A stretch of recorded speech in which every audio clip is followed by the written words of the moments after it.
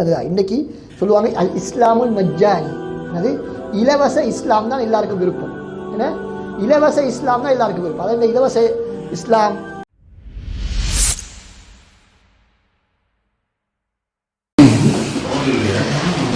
إن الحمد لله نحمده ونستعينه ونستغفره ونعوذ بالله من شرور أنفسنا ومن سيئات أعمالنا من يهده الله فلا مضل له ومن يضلله فلا هادي له وأشهد أن لا إله إلا الله وحده لا شريك له وأشهد أن محمدا عبده ورسوله أما بعد فإن أصدق الحديث كتاب الله وخير الهدي هدي محمد صلى الله عليه وسلم وشر الأمور محدثاتها وكل محدثة بدعة وكل بدعة ضلالة. அன்பிற்கும் மதிப்புக்கும் உரிய இஸ்லாமிய சகோதரர்களே சகோதரிகளே, எங்களுடைய தலைப்பு நபி ஸல்லல்லாஹு அலைஹி வஸல்லம் அவர்கள் நமது காலத்தை பற்றி வழங்கிய வர்ணனைகள். நபி ஸல்லல்லாஹு அலைஹி வஸல்லம் அவர்களுடைய பல்வேறு விதமான முன்னறிவிப்புகள் ஒவ்வொரு காலத்திலும் நடந்து வந்திருக்கின்றன. நமது இந்த தலைப்பு ஒரு முக்கியமான பெரிய தலைப்பின் ஒரு பகுதி. அதாவது சொல்லுவார்கள் தன்சீலுன் நுசூஸ் அலல் வாக்கி. தன்சீலுன் நுசூஸ் அலல் வாக்கி. குர்ஆன் ஹதீஸ்களிலே சொல்லப்பட்ட ஆதாரங்களை குறிப்பிட்ட ஒரு காலத்திலே பயன்படுத்துவது. குறிப்பிட்ட ஒரு காலத்தை பற்றித்தான் இந்த சம்பவம் சம்பந்தமாகத்தான் இந்த ஹதீஸ் சொல்கிறது. இந்த இந்த நிகழ்ச்சி சம்பந்தமாகத்தான் இந்த குர்ஆன் வசனம் பேசுகிறது என்று அந்த குறிப்பிட்ட வசனங்களோடு குறிப்பிட்ட வசனங்களை குறிப்பிட்ட ஹதீஸ்களை குறிப்பிட்ட சில சம்பவங்களோடு இணைத்து பேசுவது இந்த தலைப்பு. அதில் ஒரு சின்ன ஒரு பகுதி தான் ரசூல் ஸல்லல்லாஹு அலைஹி வஸல்லம் அவர்களுடைய சில ஹதீஸ்களை நாங்கள் எடுத்து பார்க்கக்கூடிய நேரத்திலே அது சரியாக நபி அவர்கள் நமது காலத்தை வர்ணிப்பது போல இருக்கிறது. எங்களுக்கு 100% சொல்ல முடியாது நபி அவர்கள் இந்த காலத்தை தான் நாடினார்கள் என்று எங்களுக்கு 100% சொல்ல முடியாவிட்டாலும் கூட ஓரளவு இதைத்தான் சொல்ல வருகிறார்கள் என்பதை எங்களால் புரிந்து கொள்ள முடியும். எனவே இந்த பொறுப்பு ஒரு பாரிய பொறுப்பு. ரசூலுல்லாஹ் சொன்னது இந்த குறிப்பிட்ட சம்பவத்தை குறிப்பிட்ட காலத்தை தான் குறிக்கின்றது என்று யாராலும் அடித்து 100% சொல்ல முடியாது. 100% சொல்ல முடியாது. ஒரு சில சம்பவங்களை தவிர உதாரணமாக ரசூலுல்லாஹி ஸல்லல்லாஹு அலைஹி வஸல்லம் அவர்கள் சொன்னார்கள், ஹஸன் ரலியல்லாஹு அன்ஹு அவர்களை பற்றி சொல்லும் பொழுது, எனது இந்த பேரப்பிள்ளையின் மூலமாக அல்லாஹ் சுப்ஹானஹு தஆலா யுஸ்லிஹு பைன ஃபிஅத்தைனி அஸீமத்தைனி மினல் முஸ்லிமீன், முஸ்லிம்களில் பெரிய இருசாரார்களுக்கு மத்தியிலே அல்லாஹ் இணக்கத்தை சமாதானத்தை ஏற்படுத்துவார் என்பதாக சொன்னார்கள். அப்போ அது எதனை குறிக்கிறது என்றால், பிற்காலத்திலே ஹஸன் ரலியல்லாஹு அன்ஹு அவர்களுக்கும் முஆவியா ரலியல்லாஹு அன்ஹு அவர்களுக்கும் மத்தியிலே நடந்த அந்த சமாதான உடன்படிக்கையைத்தான் அவர்களுக்காக தனது ஆட்சியை விட்டுக் கொடுத்து ஹஸன் ரலியல்லாஹு அன்ஹு அவர்கள் விட்டுக் கொடுத்ததைத்தான் சொல்கிறது என்பது எந்தவிதமான மாற்றுக்கருத்துக்கும் இடமில்லாத ஒரு விடயம். இதே போன்ற ஒரு சில விடயங்கள் அந்த சம்பவத்தை தான் இந்த ஹதீஸ் சொல்கிறது என்று எங்களுக்கு தெளிவாக சொல்ல முடியும். அப்படி இல்லாமல் வரலாறு நெடுக உலமாக்கள் பல ஹதீஸ்களை நபி அவர்கள் இந்த காலத்தை தான் சொல்லியிருக்கிறார்கள், நபி அவர்கள் சொன்ன சம்பவம் இதுதான் என்று பல சம்பவங்களை அவர்கள் ஒவ்வொரு வரலாற்று நெடுகிலும் அறிஞர்கள் சொல்லி வந்திருக்கிறார்கள். அந்த வகையிலே தான் நாம் தற்காலத்திலே ரசூலுல்லாஹ்வுடைய சில ஹதீஸ்களை எடுத்து பார்க்கும் பொழுது இது தற்காலத்துக்கு சொல்லப்பட்ட ஹதீஸ்களை போல இருக்கின்றது என்ற அடிப்படையில் தான் நாங்கள் சொல்கிறோமே தவிர 100% இதைத்தான் சொன்னதாக நாங்கள் சொல்ல வரவில்லை. ஆனால் எங்களுடைய காலத்துக்கு அது பொருந்துகிறது, மிகவும் பொருந்துகிறது. அடுத்ததாக நாங்கள் புரிய வேண்டிய இன்னொரு விடயம் தான், நாங்கள் இது சம்பந்தமாக ஒரு பாடநெறியே தனியாக செய்திருக்கிறோம். ஷேக் ஆதில் அப்பாசி அவர்கள், கலாநிதி ரிஷாத் சலீம் இது போன்ற முக்கியமானவர்கள் இணைந்து அது சம்பந்தமான ஒரு முழுமையான பாடநெறியை நாங்கள் செய்திருக்கிறோம்.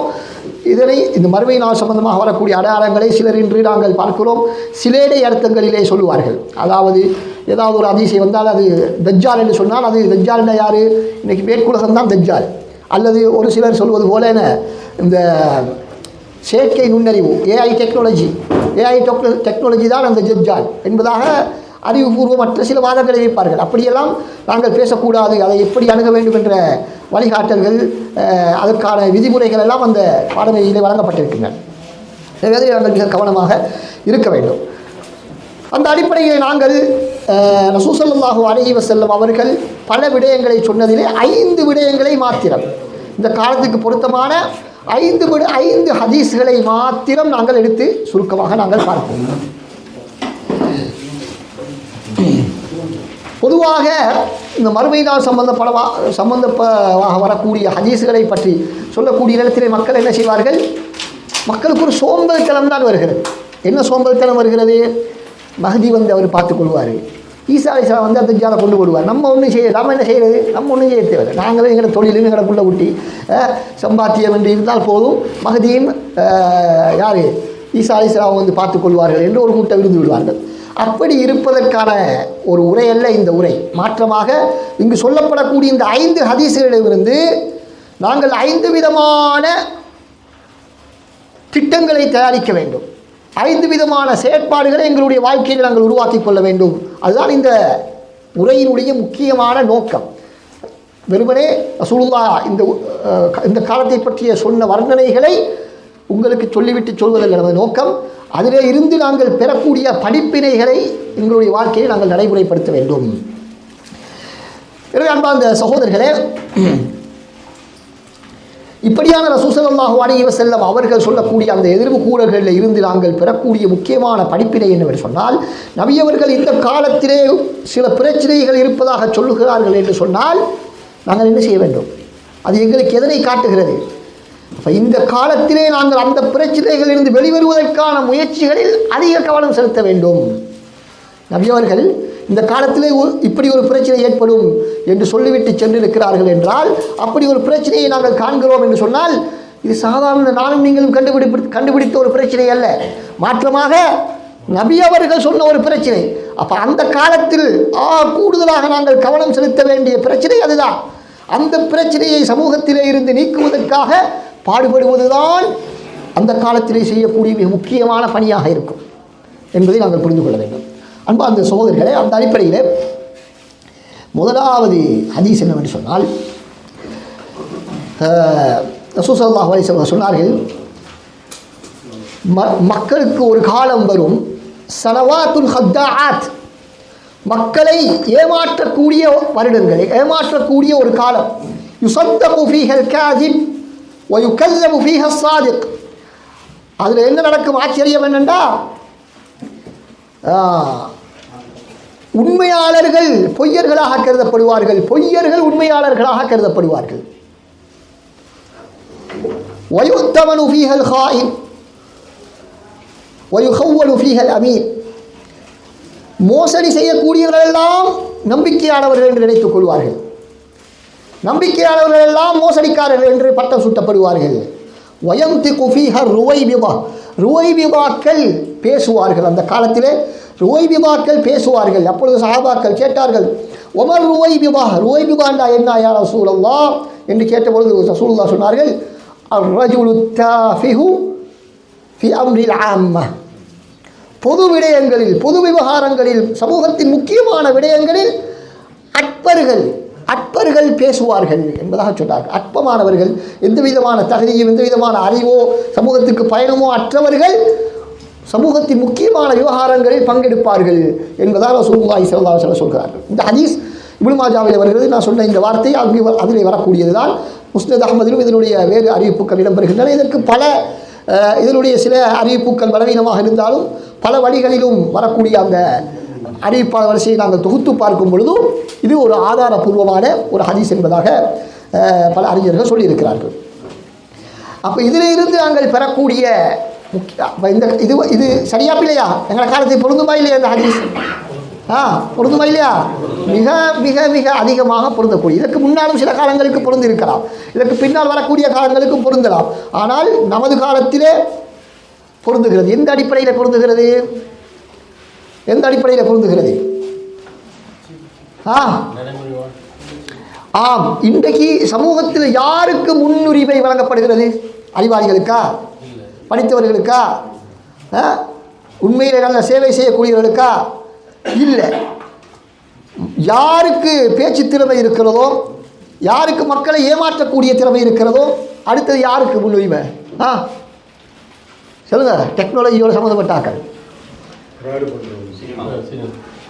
யாருக்கு சப்ஸ்கிரிப்ஷன் கூட இது யூடியூப்பில் மில்லியன் கணக்கில் யாருக்கு இது இன்றைக்கி? சினிமா நடிகர்கள், நடிகைகள், அரசியல்வாதிகள், இப்படியான எந்த விதமான பயனுமற்ற சினிமாக்காரனால எனக்கு என்ன பிரயோசனம்? மக்களை நாசமாக்குற ஒரு கூட்டமாக இல்லையா? ஆனால் அவனுக்கு தான் கூட ஃபாலோவர்ஸ், அப்படியா இல்லையா? ஒரு மோசமான ஒரு காட்சி, அதுக்குத்தான் கூட பார்வையாளர்கள், அதுக்குத்தான் கூட பார்வையாளர்களா இல்லையா? ஆம். அப்போ ரசூலுல்லாஹ் இதில் என்ன சொல்ல வருகிறார்கள் என்று சொன்னால், முக்கியமான விடயம், அற்பமானவர்கள் சமூகத்திலே தட்டிக்கழிக்கப்பட வேண்டியவர்கள் தான் சமூகத்திலே உயர்த்தப்பட்டிருப்பார்கள். அவர்களுடைய பேச்சு தான் கேட்கப்படும். இன்றைக்கி யார் ஒரு பெரிய ஒரு அறிஞர், பெரிய ஒரு ஆலிம் சொன்னால் கேட்குறத விட ஒரு நடிகர் சொன்னால் அல்லது ஒரு அரசியல்வாதி சொன்னால் சொல்வது தான் ஈடுபடும், அப்படி தானே? அதனால தான் என்ன செய்கிறாங்க, ஒரு பொருளுக்கு அட்வர்டைஸ் பண்ணணுண்டா யாராவது ஒரு நடிகரை பிடிக்கிறது, நடிகையை பிடிக்கிறது, ஒரு கார்ட்டூனில் வரக்கூடியவர், ஒரு நகைச்சுவையாளர், இப்படி என்ன சமூகத்துக்கு பயனில்லாமல் இருக்கக்கூடியவர்கள் தான் அவர்கள் சொல்கிற கருத்து தான் ஈடுபடும். அவர் ஒரு கருத்தை சொல்லிட்டா ஒரு விஷயம் சம்பந்தமாக அதுக்கு தான் எல்லாரும் மரியாதை.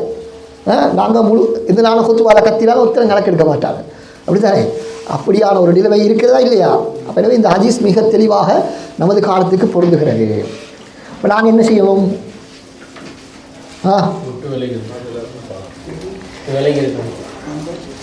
அதாவது பயனற்ற விடயங்களில் ஈடுபடுவதை விட்டு நாங்கள் தவிர்க்க வேண்டும்.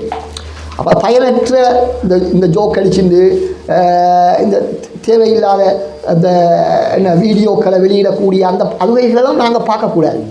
அவைகளையெல்லாம் நாங்கள் பார்க்க என்ன செய்யும்? வியூஸ் கூடும், அவனுக்கு கூடும், அது பிரபலியமாகும், அப்படித்தானே? அப்போ அதிலிருந்து நாங்கள் எந்த அளவுக்கு தவிர்த்து கொள்கிறோம் அந்த அளவுக்கு அது இல்லாமல் போகிறதுக்கு வாய்ப்பு இருக்கிறது. அவர்களை முற்படுத்தக்கூடாது. ஒரு சினிமா காரணத்துக்காக, ஒரு அரசியல்வாதின்றதுக்காக, அரசியல் காரணத்துக்காக, ஒரு பணக்காரன்றதுக்காக ஒவ்வொரு விடயத்திலும் யார் நல்ல தகமை வாய்ந்தவர்களாக இருக்கிறாரோ அவர்களுக்கு தான் நாங்கள் முன்னுரிமை கொடுக்க வேண்டுமே தவிர ஃபேமஸாக இருக்கிறார் என்பதற்காக வேண்டி அவருக்கு நாங்கள் இடம் கொடுக்கக்கூடாது. அப்படித்தான் நாங்களும் பழக வேண்டும், எங்களுடைய பிள்ளைகளையும் பழக்க வேண்டும். இன்றைக்கு பாருங்கள், ஒரு விளையாட்டு வீரன், அவனுக்கு பின்னால் தான் முழு புல்லுகளும் நீக்கிறாங்க, அப்படியா இல்லையா? அல்லது ஒரு நடிகருக்கு பின்னால், இப்படி யாருக்காவது பின்னால் தான் எங்கள் பிள்ளைகள் செல்வதை நாங்கள் பார்க்கிறோம். எனவே அவர்கள் சொல்லிவிட்டால் அது பெரிய ஒரு வேத வாக்காக எடுத்துக்கொள்கிறார்கள் எங்களுடைய பிள்ளைகள். இப்போ மிச்சம் கவலை, எங்கள் பிள்ளைகள் யாரை ஃபாலோ பண்ணுறாங்க, யார் சொல்கிறத கேட்குறாங்க, யார் ரியாக்ஷனை செய்கிறாங்க, அப்படின்றதுல மிச்சம் கவனமாக நாங்கள் இருக்க வேண்டும் என்பதைத்தான் இந்த ஹதீஸ் எங்களுக்கு சொல்கிறது. இப்போ எனவே இப்படி சமூகத்திலே இப்படியான அற்பர்களை எதிர்த்து போராடக்கூடிய பழக்கம் எங்களுக்கு இருக்க வேண்டும். அதிலே பிள்ளைகளுக்கு மத்தியிலே இப்படியான கெட்டவர்களை, தகுதியற்றவர்களை பிள்ளைகள் பின்பற்றாமல் இருப்பதற்கான முயற்சிகளை நாங்கள் ஈடுபட வேண்டும். அதற்கான நிகழ்ச்சிகளை நாங்கள் ஏற்பாடு செய்ய வேண்டும். அந்த பிள்ளைகளிடத்திலே இவர்களை நீங்கள் பின்பற்றக்கூடாது, இவர்களைத்தான் நீங்கள் உங்களுடைய முன்னுதாரணமாக எடுக்க வேண்டும், இவர்களை எடுக்கக்கூடாது என்ற புரோகிராம்களை, நிகழ்ச்சி திட்டங்களை நாங்கள் அறிமுகப்படுத்த வேண்டும். எங்களுடைய உண்மையான முன்மாதிரிகள் யார் என்று பிள்ளைகளுக்கு விளங்கப்படுத்தக்கூடிய, எங்களுக்கு விளங்கப்படுத்தக்கூடிய, சமூகத்துக்கு விளங்கப்படுத்தக்கூடிய நிகழ்ச்சிகளை நாங்கள் உருவாக்க வேண்டும் என்பதை நாங்கள் எதிரிலிருந்து மிக முக்கியமான ஒரு படிப்பினையாக எடுத்துக்கொள்வோம். அடுத்ததாக அன்பார்ந்த சகோதரர்களே, இரண்டாவது முக்கியமான ஹதீஸ், அது பிரபலமான ஹதீஸ், எல்லோருக்கும் தெரியும். என்ன ஹதீஸ்? ஹதீஸ் ஜிப்ரீல். ஹதீஸ் நம்பர் நெட்டில் புறவு என்று அனுப்பி வைக்கிறேன் நான்.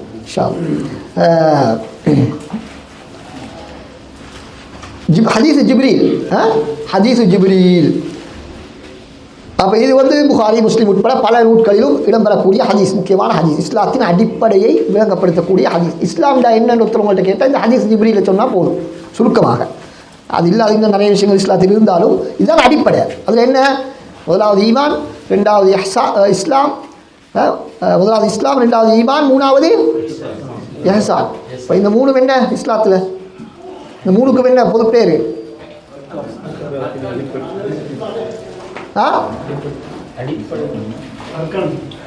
அர்கான். எதுக்கு அர்கான்? இந்த மூணு அர்கானா? இஸ்லாம், ஈமான், இஹ்சான், இந்த மூணுக்கு என்ன சொல்ற? அப்படின்னா என்ன? நீங்க சொன்னா சரி இல்ல.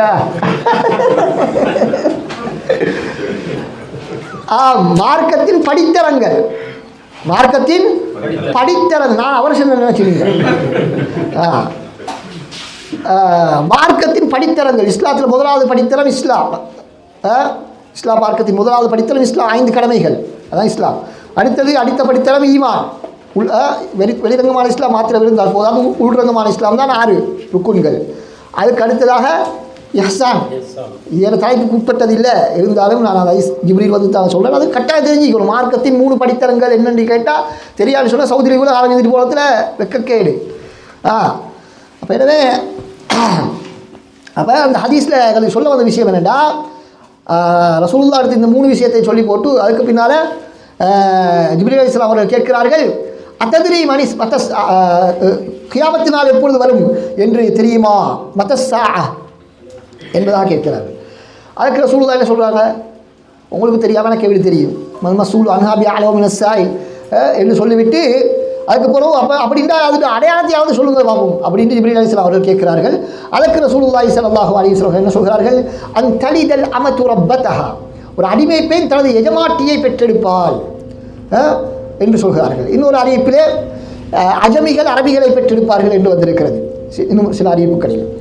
அதே போல சொன்னார்கள், வன் தரல் ஹுஃபாத்தல் உராத்தல் ஆலத, பாதடி இல்லாமல் மிகவும் ஏழ்மையாக இருந்து ஆடுகளை மேய்த்து கொண்டிருப்பவர்கள் யததாவலூன ஃபில் புனியான், கட்டிடம் கட்டுவதிலே போட்டி போடுவார்கள் என்பதாக ரசூலுல்லாஹ் சொன்னார்கள். உயர்ந்த கட்டிடங்களை கட்டுவதிலே அவர்கள் போட்டி போடுவார்கள் என்பதாக சொன்னார்கள்.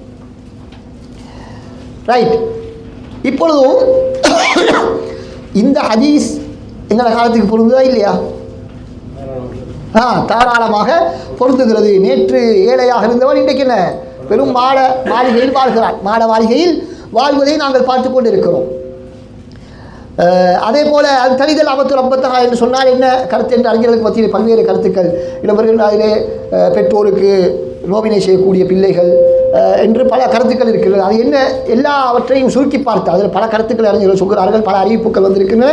இவற்றை எல்லாவற்றையும் சுருக்கி இமாம் இப்னு ஹஜர் ரஹ்மத்துல்லாஹ் அவர்கள் சொல்கிறார்கள். என்ன விளக்கம்? அவர்கள் சொல்கிறார்கள்,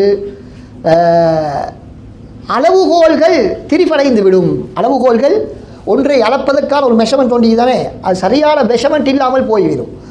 ஒன்றை எப்படி அளக்க வேண்டும் அப்படி அளக்காமல் தலைகீழாக அளப்பார்கள். அப்போ அதை முதலாவது சொன்னதுக்கு நெருக்கமான ஒரு விஷயம், முதலாவது சொன்னதுக்கு ஒரு நெருக்கமான விஷயம், அதாவது அற்பர்களை முற்படுத்தப்படுவார்கள் என்று சொன்னதைப் போல அளவுகோல்களிலே மாற்றங்கள் ஏற்படும். இன்கிலாபுல் மகாயிர் என்பதை சொல்வார்கள். அளவுகோல்கள் எல்லாம் தலைகீழாக மாறிவிடும் என்பதாக சொன்னார்கள். அடிமைக்கும் எஜமாட்டிக்கும் மத்தியில் என்ன பெரிய வித்தியாசம். எனவே அந்த தனிதில் அமத்து ரப்பத்தகா என்று சொன்னால், அதே போல் ஏழையாக இருந்தால் அவன் மாட மாளிகையில் வாழ முடியாது, ஆனால் அவன் மாட மாளிகையில் வாழ்வான். அப்படின்னா என்ன, ஏதோ ஒரு பெரிய பிரச்சனை சமூகத்திலே நடக்கிறது என்பதை ரசூல் ஸல்லல்லாஹு அலைஹி வஸல்லம் அவர்கள் சொல்கிறார்கள். அப்படி என்றால் என்ன செய்ய வேண்டும்? ஒவ்வொன்றையும் எப்படி அளக்க வேண்டுமோ அப்படி அளப்பதற்கு நாங்கள் பழகிக்கொள்ள வேண்டும். ஒவ்வொன்றையும் எப்படி நாங்கள் அளக்க வேண்டுமோ, எப்படி மதிப்பிட வேண்டுமோ, மதிப்பீடு செய்ய வேண்டுமோ அந்த விதத்திலே நாங்கள் மதிப்பீடு செய்வதற்கு பழகிக்கொள்ள வேண்டும். சரியான மதிப்பீடு செய்ய தவறக்கூடிய பட்சத்திலே அந்த சமூகத்திலே மிகப்பெரிய பிரச்சனைகள் உருவெடுக்கும். எனவே இந்த அளவுகோல்களை சரிப்படுத்தக்கூடிய ஒரு நிகழ்ச்சியைத்தான் ஷேக் அவர்கள் உங்களுக்கு நிகழ்த்தி கொண்டிருக்கின்றார்கள். இந்த காலத்திலே குர்ஆன் சுன்னாவை தவறான முறையிலே மக்களுக்கு மத்தியில் அறிமுகப்படுத்தி அதுக்கு பல தவறான வியாக்கியானங்களை சொல்லி ஒரு சமூகத்தினுடைய முன்னேற்றத்தை எப்படி அளவீடுவது என்பதற்கு தவறான அளவீடுகளை எல்லாம் வைத்து விட்டார்கள். என்ன, அந்த ஊரில் எந்த அளவுக்கு பள்ளிக்கூடங்கள் அதிகரித்திருக்கின்றன, எத்தனை டாக்டர் மாறிக்கிறாங்க, எத்தனை என்ஜினியர் மாறிக்கிறாங்க, எவ்வளவு பணக்காரர்கள் இருக்கிறார்கள், இவற்றை வைத்து தான் இன்று ஒரு ஊருடைய முன்னேற்றம் வளர்க்கப்படுகிறது. அப்படித்தானே? அது இஸ்லாத்தினுடைய அளவுகோல் அதா? இல்லை. இஸ்லாத்தின் அளவுகோல் அவனுடைய கல்வித்தகமை என்ன, அல்லது அவனுடைய பணம் திமிர் எவ்வளோ இருக்கிறது, அதெல்லாம் இல்லை. இஸ்லாத்தில் ஒரு மனிதன் எந்த அளவுக்கு அல்லாவுக்கும் அடியார்களுக்கும் பயனுள்ளவனாக, அல்லாவுக்கு விசுவாசமானவாகவும் அடியார்களுக்கு பயனுள்ளவனாகவும் இருக்கிறானோ அந்த அளவுக்கு தான் அல்லாவிடத்தில் மதிப்பு. இன்ன அக்ரமக்கும் இந்தல்லாஹி அத்காக்கும். இதுதான் இஸ்லாமிய அளவுகோல். அது இன்றைக்கு மாறிக்குதா இல்லையா? எனவே தான் ரசூலுல்லாஹ் இந்த ஹதீஸிலும் எங்களுக்கு அந்த அளவீடுகளிலேயே வரக்கூடிய மாற்றத்திலே நாங்கள் மிக கவனமாக இருக்க வேண்டும் என்பதை எங்களுக்கு சொல்கிறார்கள். மூணாவது ஹதீஸ் நாங்கள் பார்க்கிறோம். அதுவும் நீங்கள் அடிக்கடி கேள்விப்படக்கூடிய ஒரு ஹதீஸ். ரசூலுல்லாஹி ஸல்லல்லாஹு அலைஹி வஸல்லம் சொல்கிறார்கள், யூஷிகுல் உமமு அன் ததாஅ அலைக்கும் கமா ததாஅல் அகலத்து இலா கஸ்அத்திஹா. உலகத்தில் உள்ள எல்லா சமுதாயங்களும் உங்களுக்கு எதிராக திரண்டு வருவார்கள். உங்களுக்கு எதிராக திரண்டு வருவார்கள். எந்த அளவுக்கு திரண்டு வருவார்கள்? உங்களுக்கு எதிராக அவர்கள் ஆட்களை சேர்ப்பார்கள் என்று கேட்டால், எப்படி உணவு தட்டை நோக்கி விருந்தாளிகள் அழைக்கப்படுவார்களோ, உணவு தட்டை தூக்கி வாங்க வாங்க சாப்பிடுவோம் எல்லாரும் அழைப்புமா இல்லையா? நாங்கள் அதை மாதிரி என்ன செய்வாங்க, முழு உலகமும் சேர்ந்து இந்த இஸ்லாத்தை எதிர்ப்பதற்கும் முஸ்லீம்களை ஒழிப்பதற்கும் திரள்வார்கள் என்பதை ரசூலுல்லாஹி ஸல்லல்லாஹு அலைஹி வஸல்லம் சொல்கிறார்கள். அப்போ சஹாபாக்கள் ஒரு நியாயமான ஒரு கேள்வியை கேட்கிறார்கள், யா ரசூலல்லாஹ், அப்போ அப்படி எங்களுக்கு எதிராக எல்லாரும் திரண்டு வாரண்டா நாங்கள் என்ன கொஞ்சம் பேராக இருப்போம், நாங்கள் கொஞ்சம் பேராக யா ரசூலல்லாஹ் நாங்கள் இருப்போம் என்று கேட்கிறார்கள். அப்பொழுது ரசூலுல்லாஹ் சொல்கிறார்கள், பல் அன்தும் யௌம இதின் கதீர், இல்லை அன்று நீங்கள் அதிகமாக இருப்பீர்கள், எண்ணிக்கையில் நீங்கள் அதிகமாகத்தான் இருப்பீர்கள் என்று சொல்கிறார்கள். ஆனால் முஷ்கிலா என்ன, என்ன பிரச்சனை? வலாகின்னகும் குஸாஉன் ககுஸாஇஸ் ஸைல், ஆனால் வெள்ளத்தில் அடிபட்டு வரக்கூடிய அழுக்குகள் இருக்கிற சருகுகள், இதை போன்றுதான் நீங்கள் இருப்பீர்கள். அதிகமான எண்ணிக்கையில் இருந்தாலும் உங்களுக்கு எந்த விதமான மதிப்பு மரியாதை கிடையாது அந்த காலத்தில். அப்போ வேற என்ன, வலயன்சி அன்னல்லாஹு மின், ஏன் அப்படி மதிப்பில்லாமைக்கும், வலயன்சி அன்னல்லாஹு மின் சுதூரி அதுவிக்குமுல் மஹாபத மின்கும், அல்லாஹ் தஆலா உங்கள் எதிரிகளின் உள்ளத்திலிருந்து உங்களை பற்றி அந்த கண்ணியத்தை எடுத்து விடுவான். முஸ்லிம்கள் மீது உள்ள மதிப்பு மரியாதையை அல்லாஹ் தஆலா கலட்டி எடுத்து விடுவான் எதிரிகளுடைய உள்ளத்தில் இருந்து. வல யக்திஃபன்னல்லாஹு ஃபீ குலூபிக்குமுல் வஹன், உங்களுடைய உள்ளங்களில் அல்லாஹ் தஆலா வஹனை போட்டு விடுவான், வஹனை போட்டு விடுவான். இப்போது சஹாபாக்கள் கேட்டார்கள், ஒருத்தர் கேட்டார், யா ரசூலல்லாஹ் வமல் வஹன், வஹன் என்று சொன்னால் எங்களுடைய உள்ளத்தில் வஹனை அல்லாஹ் போடுவான் என்றால் என்ன கருத்து அப்படின்னு கேட்ட பொழுது, ஹுப்புத் துன்யா வ கராஹியத்துல் மவுத், உலக மோகமும் மரணத்தின் மீது வெறுப்பும், உலக மோகமும் மரணத்தின் மீதான வெறுப்பும் என்பதாக சொன்னார்கள். அபூ தாவூத் அதே போல முஸ்னத் அஹ்மத் போன்ற நூல்களில் இந்த ஹதீஸ் இடம்பெற்றிருக்கிறது. இந்த வார்த்தை பிரயோகம் அபூ தாவூதிலே இடம்பெறுகிறது. ரைட், அன்பார்ந்த சகோதரர்களே, இது சரியா இல்லையா? இந்த காலத்துக்கு பொருத்தமா இல்லையா? ஆம், மிக மிக மிக பொருத்தமாக இருக்கிறது. எதில் நாங்கள் பார்த்தோம் இதை? காசா பிரச்சனையில் நாங்கள் பார்த்தோமா இல்லையா? முஸ்லீம் சமுதாயத்தினுடைய முயற்சிகளுக்கு எந்த விதமான பலனும் கிடையாது. முயற்சி முதலாவது அவங்க சரியாக செஞ்சாங்களா இல்லையானது பெரிய கேள்விக்குறி. ஆனால் முஸ்லீம்களுடைய பலவீனம் மிக தெளிவாக புலப்பட்ட ஒரு தருணம். இதற்கு முன்னால் நாங்கள் வெறுமனே கேள்விப்பட்டிருந்தோம், இஸ்லாத்துக்கு எதிராக சதி செய்கிறாங்களாம், அப்படி ஒருத்தர் பேசினாராம், இப்படி ஒருத்தர் பேசினாராம். ஆனால் இன்றைக்கு என்ன, நேரடியாக கண்கூடாக எங்களை முன்னால் செஞ்சு காட்டுறாங்க. முஸ்லீம்கள்னா எங்கள்கிட்ட எந்த பெருமதியும் நமக்கு கிடையாது உங்களை பற்றி என்று திட்ட தெளிவாக பகிரங்கமாகவே அறிவித்து விட்டார்கள்.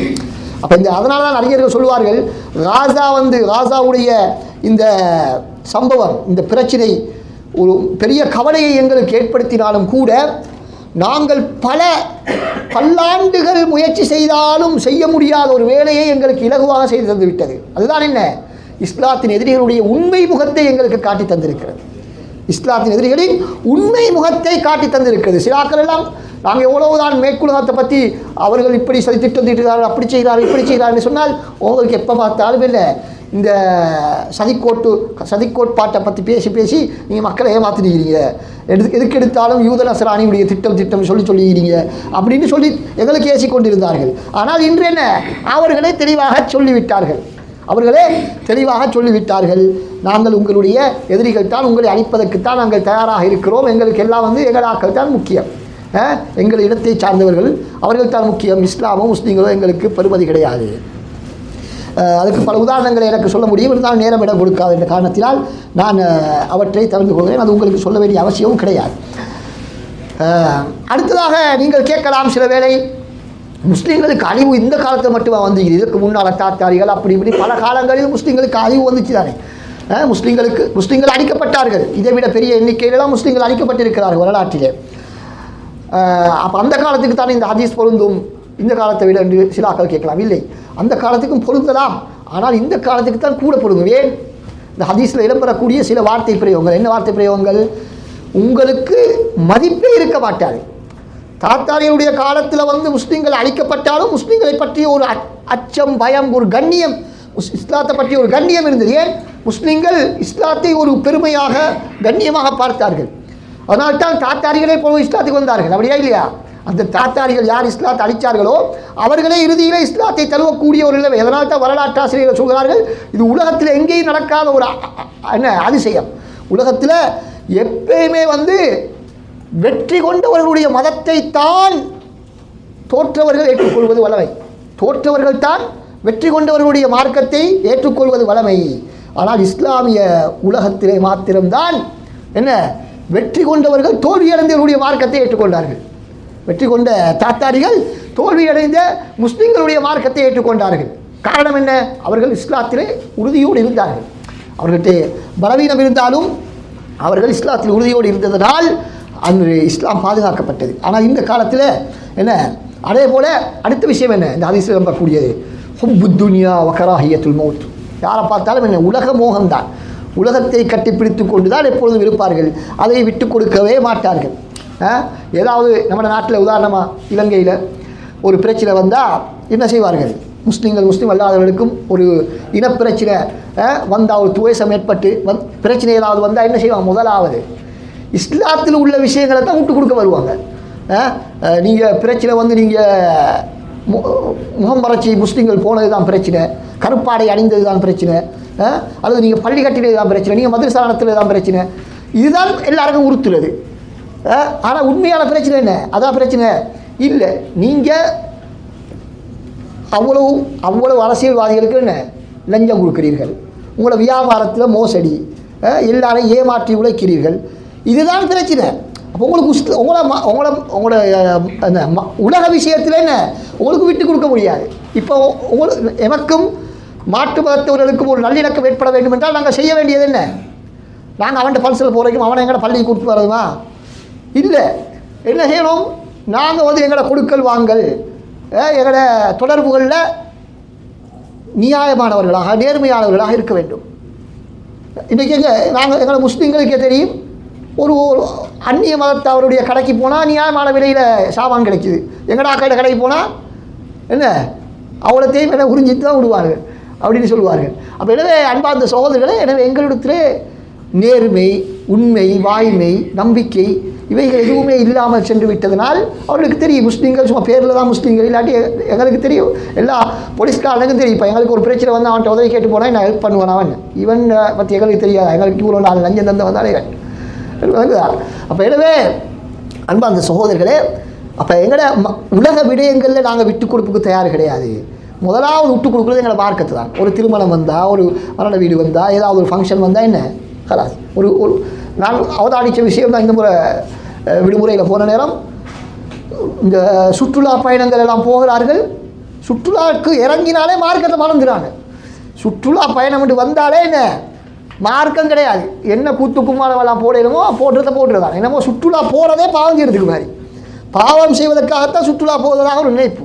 இப்போ என்ன அன்பார்ந்த சகோதரனே, மரணத்தை மறந்து மரணத்தின் மீது வெறுப்போடு உலக மோகத்தோடு இன்று நாம் வாழ்ந்து கொண்டிருக்கிறோம் என்பது எந்த விதமான மாற்று கருத்தும் இல்லை. எனவே அதனால்தான் எங்களுக்கு மரணத்திலே வெறுப்பு, எதிரிகள் எங்கள் மீது அச்சம் இல்லாமல் இருக்கிறார். ஏன் இவர்கிட்ட இஸ்லாம் இல்லை, இவனுக்கு எங்கள் அல்லாஹ்வுடைய உதவி கிடைக்கும் போது அவனுக்கே தெரியும். எனவே அன்பார்ந்த சகோதரர்களே, இந்த விடயத்திலே நாங்கள் கவனம் செலுத்த வேண்டும். எனவே இதிலிருந்து நாங்கள் பெறக்கூடிய முக்கியமான பாடம் என்னவென்று சொன்னால், எங்களுடைய உள்ளத்திலே இருந்து உலகத்தின் மோகத்தை வெளியேற்றி மறுமையின் நேசத்தை, அல்லாஹ்வின் நேசத்தை, ரசூலினுடைய நேசத்தை உருவாக்கக்கூடிய நிகழ்ச்சிகளுக்கு நாங்கள் முன்னுரிமை கொடுக்க வேண்டும். அப்படியான நிகழ்ச்சிகளை நாங்கள் ஏற்பாடு செய்ய வேண்டும். அப்படியான நிகழ்ச்சிகள் ஏற்பாடு செய்யப்பட்டால் அதனை நாங்கள் முன்வந்து கலந்து கொள்ள வேண்டும். அதற்கு நமது ஆதரவுகளை நாங்கள் தெரிவிக்க வேண்டும் என்பதுதான் இந்த ஹதீஸிலே இருந்து நாங்கள் மூன்றாவது ஹதீஸிலே இருந்து பெறக்கூடிய முக்கியமான விடயம். எனவே ஆகிரத்திலே நம்பிக்கையை, அல்லாஹ்வுடைய பாதையிலே தியாகம் செய்வது, அல்லாஹ்வுடைய பாதையில் வீரமரணம் அடைவது, இது சம்பந்தமாக இதிலே ஆர்வமூட்டக்கூடிய நிகழ்ச்சிகளை நாங்கள் என்ன செய்ய வேண்டும்? ஏற்பாடு செய்ய வேண்டும். இஸ்லாத்துக்காக வேண்டி தியாகம் செய்யக்கூடிய மனப்பான்மையை வளர்க்கக்கூடிய நிகழ்ச்சிகளை நாங்கள் ஏற்பாடு செய்வது இந்த காலத்தினுடைய முக்கியமான தேவை. ஏன் இந்த காலத்தினுடைய முக்கியமான பிரச்சனை அது. மக்களுடைய உள்ளத்தில் உலக மோகம் கூடிக்கொண்டிருக்கிறது. எனவே இந்த உலக மோகத்தை வெளியேற்றுவதற்கான முயற்சிகளை தான் செய்ய வேண்டும். ஆனால் சிலாக்களுடைய முயற்சி என்ன இருக்கிறது? ஈக்கிற உலக முகத்தை இன்னும் அதிகரிக்கிற மாதிரி தான் சிலாக்களுடைய முயற்சி. அப்படியான முயற்சிகள் வரும் பொழுதும் அதுக்கு நாங்கள் என்ன செய்வோம்? அது சரி வராது. ஏற்கனவே நாங்கள் உலகம் தான் கட்டிச்சாகிறோம். எனவே இன்னும் அதை ஊக்கமூட்டக்கூடிய விதத்தில் நாங்கள் நிகழ்ச்சிகள் ஏற்பாடு செய்யக்கூடாது. மாற்றமாக என்ன செய்ய வேண்டும்? மறுமையினுடைய நம்பிக்கை அதிகரிக்கக்கூடிய விடயத்தை தான் நாங்கள் அதிகமாக அதுக்குத்தான் முக்கியத்துவம் கொடுக்க வேண்டும் என்பதை நாங்கள் இதில் இருந்து புரிந்து கொள்ள வேண்டும். எனவே இன்றைக்கு ஒரு நிகழ்ச்சிக்கு தலைப்பு போடுறது எப்படி, அல்லது என்ன நிகழ்ச்சி நாங்கள் மக்களுக்கு செய்கிறதுன்னு வந்தால் இவைகள் எங்களுடைய கண்ணுக்கு எங்களுடைய சிந்தனைக்கு வர வேண்டும். இந்த ஹதீஸ்ல ரசூலுல்லாஹ் இந்த ஒரு பிரச்சனையை சொல்லியிருக்கிறோம். அப்போ இந்த பிரச்சனைக்கான தீர்வை இந்த மாதத்தில் நாங்கள் ஏதாவது ஒரு ப்ரோக்ராம் ஏற்பாடு செஞ்சு செய்வோம் அப்படின்ட்டு நாங்கள் என்ன திட்டமிட்டு நாங்கள் செய்ய வேண்டும். எங்களுக்கு தேவையான தலைப்பில் எங்களோட எவனாவது சண்டை பிடிச்சிப்பான், அதுக்கேற்ற மாதிரி ஒரு தலைப்பு மூளையை கொடுத்து பேச வைக்கணும். இந்த மாதிரி வேலைகளை நாங்கள் செய்யக்கூடாது. இந்த மாதிரி வேலைகளை நாங்கள் செய்யாமல் இதை மாதிரி ரசூலுல்லாஹ் சொல்லக்கூடிய இந்த பிரச்சனைகளுக்கான தீர்வை மக்களுக்கு வழங்கக்கூடிய தலைப்புகளை தான் நாங்கள் தெரிவு செய்து மக்களுக்கு கொடுக்க வேண்டும். அப்படியான நிகழ்ச்சிகளுக்கு தான் நாங்களும் அதிகம் கலந்து கொள்வதில் ஆர்வம் காட்ட வேண்டும். அடுத்ததாக அன்பார்ந்த சகோதரர்களே, நான்காவது விடயம் என்னவென்று சொன்னார், நான்காவது ஹதீஸ் ரசூல் ஸல்லல்லாஹு அலைஹி வஸல்லம் சொல்கிறார்கள், நுபுவத் உங்களுக்கு மத்தியிலே அல்லாஹ் நாடக்கூடிய ஒரு காலம் வரைக்கும் இருக்கும். ரசூலுல்லாஹ்வுடைய காலத்தை சொல்கிறார்கள். அதுக்கு பின்னால் சொல்கிறார்கள், சும்ம யர்ஃபஉஹா இதா ஷாஅ யர்ஃபஅஹா, பின்னர் அல்லாஹ் தஆலா விரும்பக்கூடிய நேரத்திலே அதனை உயர்த்தி விடுவான். அது ரசூலுல்லாஹ்வுடைய காலத்தோடு முடிஞ்சு. சும்ம தகூலு ஹிலாஃபத்துன் அலா மின்ஹாஜின் நுபுவா, அதுக்கு பின்னால் நுபுவத்தினுடைய அடிப்படையில் நடக்கக்கூடிய ஒரு ஹிலாஃபத் இருக்கும். அதுதான் குலஃபா ராஷிதுங்களுடைய ஹிஜ்ரி 40ஆம் ஆண்டு வரைக்கும் உள்ள காலம். அதற்கு பின்னால் அல்லாஹ் தஆலா அதையும் உயர்த்தி விடுவான், ஹிலாஃபத்தும் இல்லாமல் போய்விடும். அதுக்கு பின்னால் என்ன, சும்ம தகூலு முல்கன் ஆபன், என்ன கடுமையான மோசமான அரசாட்சி நிலவும் என்பதாக சொன்னார்கள். ஃபயகூலு மாஷா அல்லாஹு அன் தகூல, அல்லாஹ் நாடக்கூடிய காலம் வரைக்கும் அது அப்படியே தொடரும்.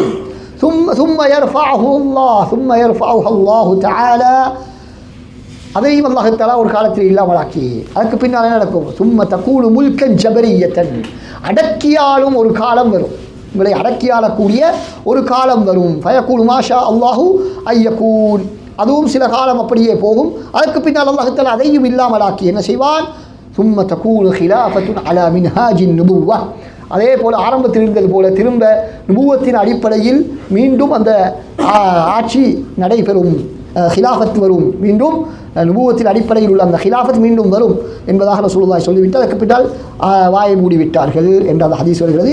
இந்த ஹதீஸ் முஸ்னத் அஹ்மத் பஸார் போன்ற முஸ்னத் தயாரிசி போன்ற பல நூல்களில் இடம்பெறுகின்றன. அன்பார்ந்த சகோதரர்களே, அப்போ இந்த ஹதீஸில் எங்களுக்குள்ள பகுதி என்ன என்று கேட்டால், தகூலு முல்கன் ஜபரியத்தன், அடக்கியாளக்கூடிய ஒரு ஆட்சியிலே நாங்கள் வாழ்கிறோமா இல்லையா? ரசூலுல்லாஹ் சொன்னது போல. இதற்கு முன்னால் ஒரு காலம் இருந்தது இஸ்லாமிய வரலாற்றிலே, ஆட்சி முல்கன் ஆபன், ஒரு அநீதியான அரசாட்சி. அப்படி என்றால் ஆட்சி மோகத்தோடு வாழ்ந்தார்கள். ஆட்சி மோகத்தோடு வாழ்ந்த எத்தனையோ இஸ்லாமிய ஆட்சியாளர்களை நாங்கள் பார்க்கிறோம். ஆட்சிக்காக வேண்டி என்ன வேண்டுமென்றாலும் செய்வார்கள். ஆனால் மக்களுக்கு அதன் மூலமாக என்ன பிரச்சனை, மக்களுக்குள்ள பிரச்சனை என்னன்னு கேட்டால், அவர்கள் வரி விதிப்பார்கள் மக்கள் மீது. அவர்கள் செய்த ஒரே பிரச்சனை என்ன, வரி விதிப்பது. அதை தவிர மற்ற மக்களுக்கு ஏதாவது பிரச்சனை இருந்துச்சா, மக்கள் விரும்பின மாதிரி என்ன செய்யலாம், அவர்களுடைய கல்வியை தொடரலாம், அவர்களுடைய அழைப்பு பணியை செய்யலாம். முழுமையான சுதந்திரம் இருந்தது மக்களுக்கு. ஆனால் இன்றைக்கு என்ன, இன்றைக்கு சுதந்திரம் இருக்கிறதா? நினைச்சதை பேசலாமா, நினைச்சதை எழுதலாமா? முடியாது. நினைச்ச மாதிரி தொழில் செய்யலாமா? நினைச்ச மாதிரி ஒரு வியாபாரம் செய்யலாமா? நினைச்ச படிப்பை படிக்கலாமா? படிக்கிறது தானே, நினைச்ச படிப்பு படிக்கணுமா? ஏடாது. நீங்கள் ஸ்கூலுக்கு போகணும், அவன் தர சிலபஸை தான் படிக்கணும், அவன் தைக்கிற எக்ஸாமை தான் எழுதணும், அவன் சொல்கிற யூனிவர்சிட்டிக்கு தான் போகணும், அதில் தர சர்டிஃபிகேட் போகணும், அவன் சொல்கிற ஜொப்பை தான் செய்யணும். வேறு ஏதாவது செய்யலாமா? இன்னொரு நாட்டுக்கு போக நினச்சா என்ன செய்யணும், அவன்கிட்ட பாஸ்போர்ட் எடுக்கணும், அவன் சொல்கிற முறையை பின்பற்றணும், அவன் போகணுன்னு சொன்னால் போகணும், ஏதாண்ட எழுக்கணும். குவாரண்டைன் எத்தனை ஆயிரம் சிரமங்கள். ஆனால் என்ன, இஸ்லாத்தில் தான் இந்த அடிமைத்தன்மை இருக்கிறது, அடிமைகள் சட்டம் இஸ்லாத்தில் இருக்கிறது, இஸ்லாத்தை மக்கள் அப்படி என்றெல்லாம் இஸ்லாத்தை பற்றி சில தவறான கருத்துக்களை பரப்புவார்கள். ஆனால் உண்மையில் அடிமைத்துவம் என்பது இந்த நவீன காலம்தான். இந்த நவீன காலத்தை போல உலகம் அடிமைத்துவத்தை ஒரு நாளும் அனுபவிக்கவில்லை. முந்தி காலத்தில் உள்ள ஒரு அடிமைக்குள்ள சுதந்திரம் கூட இன்றைக்கு எங்களுக்கு கிடையாது. நாங்கள் பணக்காரனாக ஆகிக்கலாம், எங்கள்கிட்ட வாகனம் இருக்கலாம், சொத்து செல்வங்கள், வீடு வசதிகள் எல்லாம் இருக்கலாம். ஆனால் என்ன, ஒரு அடிமையை போல தான் நாங்கள் இன்றைக்கி வாழ்ந்து கொண்டிருக்கிறோம். ஒரு அரசுக்கு கட்டுப்பட்டு அவன் சொல்கிறது தான் சட்டம். முற்காலத்தில் அப்படி இல்லையே. முற்காலத்தில் இங்கே வெண்ணத்தை படிக்க, இப்போ ஒரு 10 வயசு பையன் என்ன படிக்க போனாலும் படிக்கலாம், வியாபாரம் செய்ய போனாலும் வியாபாரம் செய், அதில் அந்த வியாபாரத்தை படிக்க அவன் நல்லா முன்னேறி வரலாம். இன்றைக்கி செய்யலாமா, ஒரு ஜெயிலில் கொண்டு போய் வச்சுருவான், நீ எனக்கு 10 வயசில் அவனை தொழில் போட்டு வருதா. அப்போ எனவே அன்பார்ந்த சகோதரர்களே, சுதந்திரம் என்பதே கிடையாது. சுதந்திரம் என்பதே கிடையாது. ஒரு வியாபாரத்தை நீங்கள் நினச்சா ஆரம்பிக்கலாமா, அதுக்கு எத்தனை ஆயிரம் சட்டம், அந்த டாக்குமெண்ட்டை செய்ய போலே என்ன வாழவாப்போட தொழில் வியாபாரம் வாரம்னு அதை என்ன செய்வோம், சம்பளத்துக்கே வைத்திருந்துருவோம் அப்படின்னு சம்பளத்துக்கு போனால் என்ன, அவனுடைய பொருளாதாரம் வளர்க்குறது எங்களை வச்சு வேலை வாங்குறாங்க. அப்படித்தானே பெரிய முதலாளித்துவ கொள்கை, முதலாளித்துவ சிந்தனையிலே பெரும் பெரும் கார்ப்பரேட் நிறுவனங்கள் தம்மை வளர்த்துக் கொள்வதற்காக எங்களை பயன்படுத்தி கொண்டிருக்கிறார்கள். நாங்கள் எங்களுக்கு சம்பளம் வருது, நாங்கள் புள்ள குட்டிகள் குடிக்கிறோம், சாப்பிட்றோம், அப்படின்னு அவ்வளோயும் தான் போதும். அதே போல் நாங்கள் எப்படி இருக்கிறோம், அதே போல் தான் எங்களை புள்ளவளையும் நாங்கள் பார்க்குறோம். அவனை எப்படியாவது படிக்க வச்சு அவனுக்கு ஒரு தொழிலை கொடுத்து அவனையும் அடிமையாக்கி விட்டாச்சு. எனவே அன்பார்ந்த சகோதரர்களே, அப்படி இருக்கக்கூடாது. நாங்கள் இன்றைக்கு புள்ளோரெல்லாம் நல்லா படிக்கணும், படிக்கக்கூடாது என்றெல்லாம் சொல்லவில்லை. படிங்க, நல்லா படித்து என்ன செய்யுங்க, அந்த படிப்பின் மூலமாக சமூகத்துக்கு ஏதாவது தொண்டாற்றுங்கள், சமூகத்தில் உள்ள பிரச்சனைகளை தீருங்கள். ஒரு என்ஜினியருக்கு படிக்கிறாரா ஒருத்தர், அப்போ அந்த துறையில் அவர் மிகச்சிறந்தவராக வர வேண்டும். இது என்ன, நல்ல சம்பளத்துக்கு வேலை கிடைச்சா சரி, அவர் விட்டாச்சு, ஆஃபீஸை போட்டு கம்ப்யூட்டரோட உட்கார்ந்தது தான். அதுக்கு பின் நல்லா படிப்பும் இல்லை, ஒன்றும் இல்லை, என்ன யூனிவர்சிட்டியில் படிச்சுட்டு வந்தாலும் அது சம்பளம் வரும், அப்படி இல்லை. அந்த படிப்பில் நாங்கள் துறை போக கற்று அதன் மூலமாக சமூகத்துக்கு பயனுள்ள புதிய விடயங்களை எல்லாம் நாங்கள் உருவாக்க வேண்டும். அப்படித்தான் எங்களை பிள்ளைகளை நாங்கள் வளர்க்கணும். உனக்கு நல்ல சம்பளம் ஒன்று கிடைச்சா சரி அப்படின்னு அவனை வளர்க்கக்கூடாது. சம்பளமெல்லாம் எங்களுக்கு முக்கியம் இல்லை. நான் உன்னை படிப்பிக்கிறதுக்காக வேண்டி மக்களுக்கும் இஸ்லாத்துக்கும் நீ சேவை செய்வதற்காகத்தான் படிக்க வைக்கிறேன். நீ எனக்கு சம்பாதித்து கொட்ட வேண்டும் என்பதற்காகவோ அல்லது மாளிகைகளில் பெரும் பெரும் வாகனங்களில் நீ பிரயாணம் செய்வதற்காக வேண்டி நான் உன்னை படிக்கவில்லை என்று சொல்லித்தான் அவர்களை வளர்க்க வேண்டும் என்பதை நாங்கள் இதில் இருந்து புரிந்து கொள்ள வேண்டும். எதற்காக நான் சொல்கிறேன் என்று சொன்னால், இந்த அடிமைத்தனத்திலிருந்து நாங்கள் வெளியே வர வேண்டும். எனவே அன்பார்ந்த சகோதரர்களே, இதிலிருந்து நாங்கள் பெறக்கூடிய விடயம் என்னவென்று சொன்னால், அப்போ ரசூலுல்லாஹ் என்ன சொல்கிறார்கள், இறுதியிலே நுபுவத்தின் அடிப்படையில் அமைந்த ஒரு ஹிலாஃபத்து வரும் என்று சொல்கிறார்கள். அப்படித்தானே? அப்போ அந்த ஹிலாஃபத் சும்மா வருமா? நாங்கள் எல்லாம் தூங்கி நிற்கிறோம், நாளைக்கு பார்த்தா ஹிலாஃபத்தில் ஆட்சி வந்தீங்களா? அப்படி வராது. எப்போ வரும்?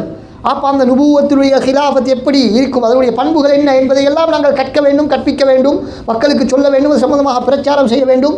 எப்படி ஒரு இஸ்லாமிய ஆட்சி எப்படி இருக்க வேண்டும் என்ற அந்த விஷயங்கள் எல்லாம் நாங்கள் மக்கள் மயப்படுத்தப்பட வேண்டும். எனவே அதற்கான முயற்சிகளில் நாங்கள் என்ன செய்ய வேண்டும், ஈடுபட வேண்டும் என்பதை இதில் இருந்து நாங்கள் புரிந்து கொள்கிறோம். அடுத்ததாக 5வது விடயம் என்னவென்று சொன்னால், ரசூல் ஸல்லல்லாஹு அலைஹி வஸல்லம் சொல்கிறார்கள், லதும்லஉன்னல் அர்து ظுல்மன் வஉதுவானன். இந்த பூமியிலே என்ன, அநியாயமும் அட்டூழியமும் நிரம்பி வழியும். இந்த பூமியிலே அநியாயமும் அட்டூழியமும் நிரம்பி வழியும் என்பதாக சொன்னார்கள். ثم ليخرجن رجل من اهل بيتي. எனது குடும்பத்தைச் சேர்ந்த ஒரு மனிதர் என்ன செய்வார், வெளியே வருவார், மக்களுக்கு மத்தியிலே வருவார், வந்து ஹத்தா யம்லஹா கிஸ்தன் வஅத்லன். அவர் அந்த பூமியை ஏற்கனவே அநியாயத்தாலும் அட்டூழியத்தாலும் நிரம்பி இருந்த அந்த பூமியை அவர் நீதியாலும் நியாயத்தாலும் நிரப்புவார் என்று சொன்னார்கள். இந்த ஹதீஸ் முஸ்னத் அஹ்மத் இப்னு ஹிப்பான், ஹாக்கிம் போன்ற நூட்களில் பதிவு செய்யப்பட்டிருக்கின்றது. அன்பார்ந்த சகோதரர்கள், இதிலிருந்து நாங்கள் என்ன புரிந்து கொள்கிறோம், அநியாயத்தை எதிர்த்து, அநியாயம் இந்த காலத்தில் பொருந்துமா இல்லையா? ஹதீஸ் முதலாவது அநியாயம் தலைவிரித்தாடுகிறதா இல்லையா? எங்கே பார்த்தாலும் என்ன எங்கே பார்த்தாலும் அநியாயம்தான். இல்லைங்களா? எங்கே பார்த்தாலும் அநியாயம்னு சொன்னால் நாங்கள் நினைக்கிறது வந்து இந்த அரசியல் மட்டத்தில் ஊரில் உயர்ந்த மட்டங்களில் தான் அநியாயம் நடக்கிறதாக நாங்கள் நினைக்கிறோம். எங்களோட வீட்டுக்குள்ளேயே எத்தனையோ அநியாயம் நடக்குதா இல்லையா? எங்களோட வீட்டுக்குள், எங்களோட குடும்பத்திற்குள் எத்தனையோ, எங்களோட ஊருக்குள் எத்தனையோ அநியாயம் நடக்கிறது. எங்களோட கையால் எத்தனையோ அநியாயம் நடக்கிறது. நாங்கள் இன்றைக்கி சிலாக்கள் என்ன சொல்லுவோம், நாங்கள் ஒரு நிறுவனத்துக்கு அல்லது ஒரு அரசாங்க அலுவலகத்துக்கு சென்றால் அங்கு எங்களுக்கு நிறைய அநியாயம் செய்கிறாங்க, பாரபட்சம் காட்டுறாங்க, ஒரு வேலை இழுத்தடிக்கிறாங்க, செய்துதாராங்க இல்லை என்று எத்தனையோ முறைப்பாடுகள், அப்படித்தானே? ஆனால் எங்கள்கிட்ட அதே அதிகாரம் வந்தால் நாங்கள் எப்படி நடக்கிறோம்? அதே அதிகாரம் எங்களிடத்திலே வந்தால் நாங்கள் நீதி நியாயமாக நடக்கிறோமா? எங்களிடத்திலே வரக்கூடியவருடைய வேலைகளை நாங்கள் இலகுபடுத்தி செய்து கொடுக்கிறோமா என்பதை நாங்கள் சிந்திக்க வேண்டும். சாதாரணமாக நாங்கள் இன்றைக்கு பள்ளிவாசல்களில் உள்ள நிர்வாக சபைகள் எடுத்துக்கொண்டால், அல்லது அரபு மதரசாக்கள், அரபு கல்லூரிகள், இஸ்லாமிய நிறுவனங்களில் உள்ள ஊழியர்களை நாங்கள் எடுத்துக்கொண்டால் அவர்களிடத்திலிருந்து நகரக்கூடிய அநியாயங்களே நிறைய நடக்குது. அப்படியா இல்லையா? பெரிய அநியாயங்கள். எனவே எப்படி நியாயம் ஏற்படும்? எனவே இது வந்து பெரிய ஒரு இந்த காலத்தில் உள்ள ஒரு பெரிய பிரச்சனை. எல்லா இடத்திலையும் அநியாயம், அட்டூழியம் நிறைந்து காணப்படுகிறது. எனவே நாங்கள் என்ன செய்ய வேண்டும்? இந்த அநியாயத்தை எதிர்த்து போராடுவதற்கான, நீதி நியாயத்தை கற்றுக் கொடுப்பதற்கான, அதிலே ஆர்வத்தை நாங்கள் ஏற்படுத்துவதற்கான முயற்சிகள் செய்ய வேண்டும். அதற்கான நிகழ்ச்சிகளை நாங்கள் ஏற்பாடு செய்ய வேண்டும். எங்களுடைய பிள்ளைகளுடைய உள்ளத்திலே சிறுவயதிலே இருந்து என்ன சிரமம் வந்தாலும், என்ன சிரமம் கஷ்டங்கள் வந்தாலும் நீ நீதி நியாயத்தின் பக்கமே இரு. ஒரு நாளும் அநியாயத்துக்கு துணை போய்விடாதே. உனக்கு என்ன நீதியின் பக்கம் முன்னால் நிற்க முடியாவிட்டால் கூட அநியாயத்துக்கு துணை போய்விடாதே. அநியாயத்துக்கு துணை போய்விடாமல் இருந்து விடு.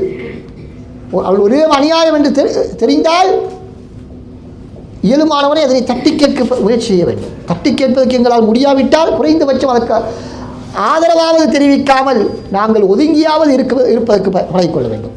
எனவே அன்பார்ந்த சகோதரர்களே, எனவே இந்த காலம் அநியாயங்கள் நிறைந்த ஒரு காலம். எனவே இந்த காலத்திலே நாங்கள் முக்கியமாக கவனம் செலுத்தக்கூடிய இந்த அநியாயத்தை எதிர்த்து போராடுவது, அதற்கான நிகழ்ச்சிகளை ஏற்பாடு செய்வது, யாராவது அதற்கான முயற்சிகளை செய்தால் அதற்கான எங்களுடைய ஆதரவுகளை நாங்கள் வழங்க வேண்டும். அதிலே பல சிரமங்கள் ஏற்படும். நாங்கள் சொன்ன எந்த விஷயத்தையும் வந்து சிரமம் இல்லாமல் செய்ய முடியாது. அது இன்றைக்கி சொல்லுவாங்க அல் இஸ்லாமுல் மஜ்ஜானி, அதாவது இலவச இஸ்லாம் தான் எல்லாருக்கும் விருப்பம். என்ன? இலவச இஸ்லாம் தான் எல்லாருக்கும் விருப்பம். அதாவது இந்த இலவச இஸ்லாம் அப்படின்னா ஒரு சிரமமும் இல்லாமல் இஸ்லாத்தை பின்பற்றுது. எங்கேயாவது ஒரு இடத்துல சிரமம் வந்தால் அந்த இடத்துல இஸ்லாத்தை விட்டாச்சு. சிரமம் வார இடத்துலலாம் இஸ்லாம் இல்லை. சிரமம் இல்லாமல் எங்கேயெல்லாம் இஸ்லாத்தை பின்பற்றலாம், அங்கெல்லாம் இஸ்லாத்தை பின்பற்றுறது. இது உண்மையான இஸ்லாமா? இல்லை.